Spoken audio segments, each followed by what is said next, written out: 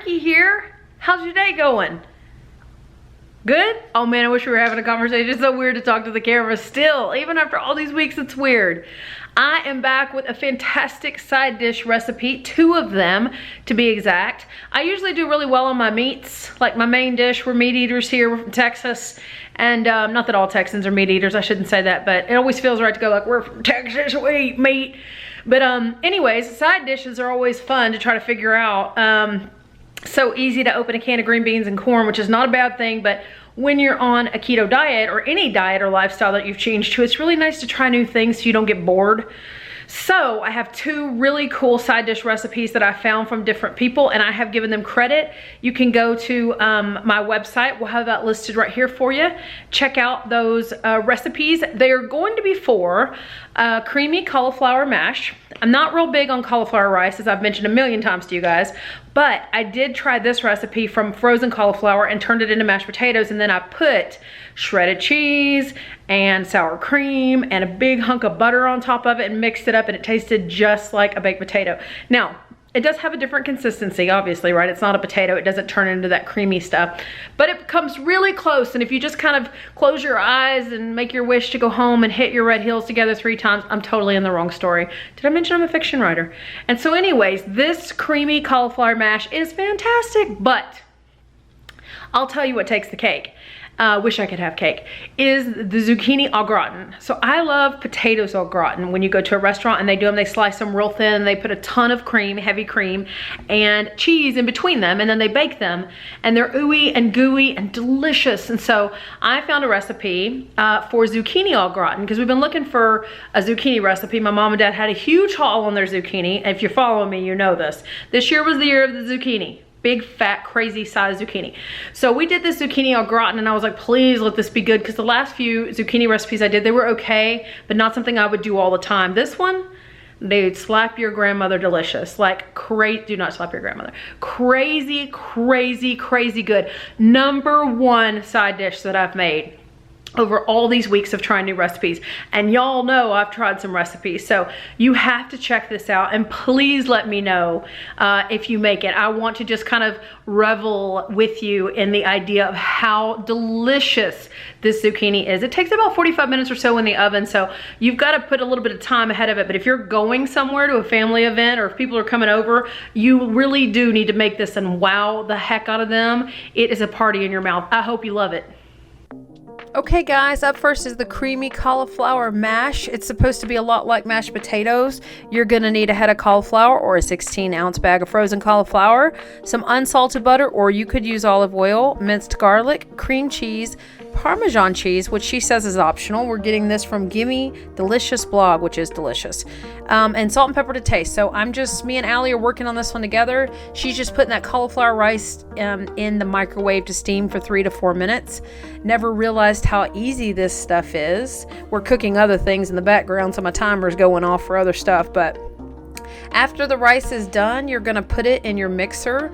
If you don't have one of these, you totally could just use a fork or use a potato mash or whatever you want. I actually do have a food mixer, which is super helpful. So we're just gonna steam that and then we use 2 bags because there were so many of us. Pour that in there. And then she's gonna add to that, I liked using my minced garlic in the container, like you guys know. You can get it in your vegetable section of your grocery store. She's gonna put 3 good sized squirts in there because the recipe calls for 3 cloves of garlic minced. I stopped mincing garlic a whole long time ago when I found this good stuff. And next up, she is going to add in some butter. I did unsalted butter because I used some garlic salt on mine. So 2 tablespoons of unsalted butter, or you could use 2 tablespoons of olive or avocado oil. Completely up to you. 3 tablespoons of cream cheese, or she says you could use sour cream or heavy whipping cream. I love the consistency and the creaminess of cream cheese. So I just told Allison to grab a tablespoon like we would normally eat with and just use it instead of cutting out an ounce, since it actually called for tablespoons. Of course, Google could tell you really quickly how many tablespoons that ounce was, right? So she's putting in all 3 of those to our food mixer. And then she's gonna add in a little bit of Parmesan cheese. You could totally do shredded cheese, or you could do this powdery Parmesan. 1/4 of a cup. And then I bet she adds in some of that garlic salt too, or you could just do, or I'm doing it right here, salt and pepper to taste. Now, once this was blended, I actually treated it like a stuffed baked potato. So I put cheddar cheese, and I put sour cream, and I put bacon bits and another hunk of butter on top of mine, and treated it like a loaded baked potato. So you're not going to get to see that. I forgot to add in that picture. But just know that this tastes just like mashed potatoes. It's crazy. I did not expect it to turn out this well. So we just blend it until it's completely creamy and mixed together. And I did push down the sides every once in a while to make sure that we got all the chunks down in there. Again, if you don't have one of these, you could definitely use a blender. You could use a potato masher. Just know that this is probably the best way to get it really, really nice and creamy. Now, the recipe did not call for heavy cream. I just added a little bit because I was like, this is super thick. I would like for this to be just a little bit less thick. So this was one of our side dishes that we had this night. Jacob smoked some ribs for me. We wanted some really good sides to go with it. You'll get to see the ribs at the end, by the way. And you can see here, like, it has a little bit of a different consistency than mashed potatoes, obviously. If you're from the South, you know what grits are. This is somewhere between mashed potatoes and grits, but the flavor of mashed potato is 100% there. It's super crazy. They're creamy and delicious. All the good flavors got mixed in. And again, you could put anything on top of this in your bowl, just like it was a baked potato, or you could eat it just like this. You saw all the goodness that we added to it. And so this was probably about 3 to 4 servings. For us, 4 servings for us. Absolutely fantastic side dish. I hope you love it. Up next is my favorite side dish I've made, Zucchini Au Gratin. For this one, you are going to need 4 cups of sliced raw zucchini in the rounds, 1 small onion, salt and pepper to taste, 1.5 cups of shredded. Now, she calls for pepper jack cheese, but I used Monterey Jack cheese because Jacob didn't know there was a difference, and there he is to show you. Allison's going to go ahead and start slicing those up. These are all from my mom's house, actually. Let me go back to the recipe. You're going to need butter, garlic powder, xanthan gum, and heavy whipping cream. Where's the xanthan gum? It's in the baking aisle. It's usually with anything Bob Mills, like the flours and stuff. It's a thickener that you get to use on keto. So we're slicing up all these beautiful zucchinis. We washed them all really well, and Allison's just making them into rounds for us.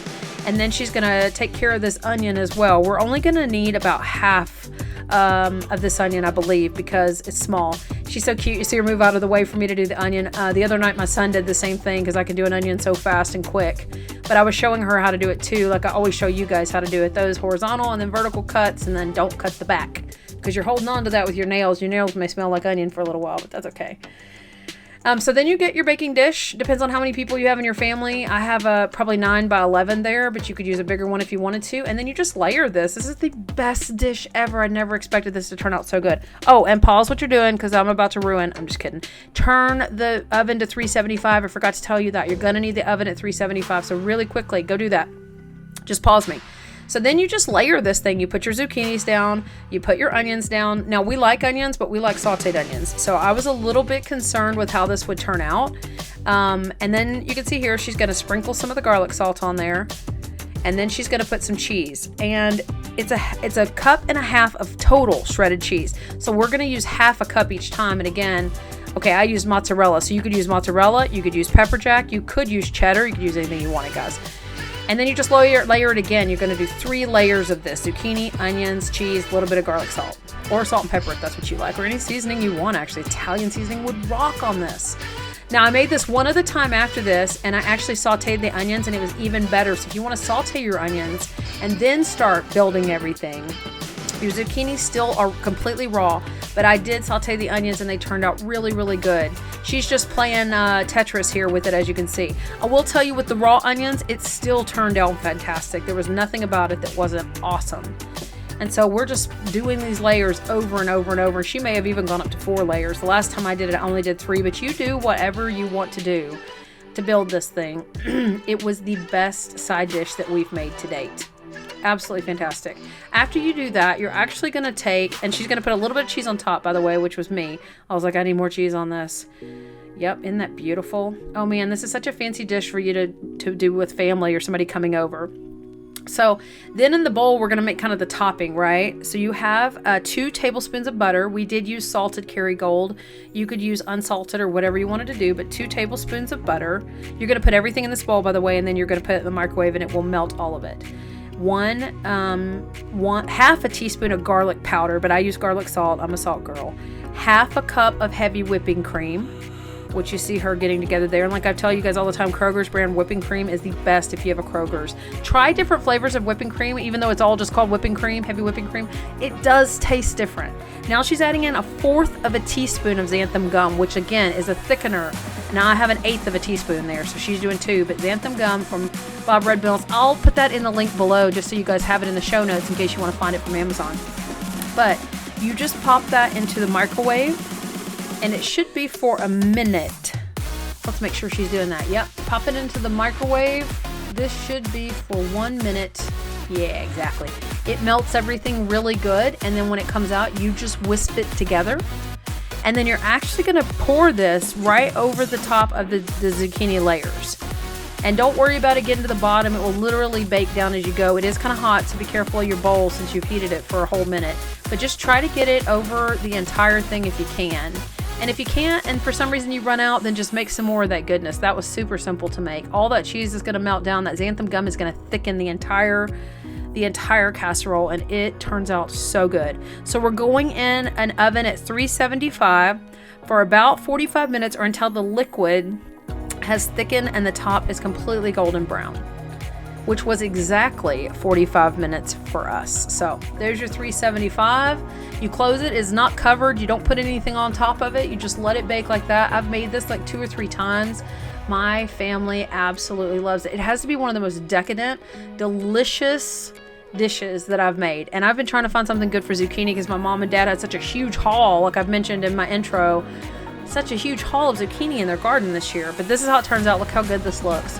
It's beautiful, and it turns out delicious. And of course, there's the man. He's talking to you because he thinks that you can hear him, but his voice has been muted for his wife to talk over this. But he's basically saying, my wife is wonderful. She's the best cook ever. And if you believe that, I have some oceanfront property in Arizona for you.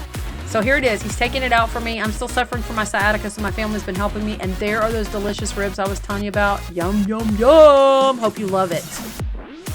You want some, don't you? You totally want some of that zucchini au gratin. And the mashed potatoes, those aren't mashed potatoes, and the creamy cauliflower rice looking potato thing. Fantastical. I can't tell you the number of people that have asked me what that was, the little cup with all the goodies on top of it, on social media this last week. If you're not following me on social media, I would love to connect. Like, I'm not really interested in just giving a bunch of information and not having a connection. I was really looking for connection and community, and I have found that, which has been super awesome. But if you want to connect and be a part of the community, down below in the show notes, I'll have a link to my Facebook group. It's called Keto-tastic Community, where we share recipes and we talk and we encourage each other. It's super awesome. And feel free to drop anything in the comments to share with other people to add value to their lives. I hope this adds value to your life. If you like what I'm up to, or if you just want to hear me mumble and grumble and trip over my own tongue, please hit that subscribe button. I'd love to have you part of the YouTube family. And the notification bell is there too. If you're like, oh my God, I need to know when things are uploaded. Hello, don't leave me out. Hit the bell. It will totally let you know we upload something new. But until next time, I hope you love this. If you try a new side dish, I would love to hear from you. All my social media links are down in the show notes. Come find me, follow me, let's talk and have a conversation. But until then, until we get to see each other over social media, I hope you have a great week. I hope you create some new dishes in the kitchen. I hope you take good care of yourself, because you're certainly worth it. See you later.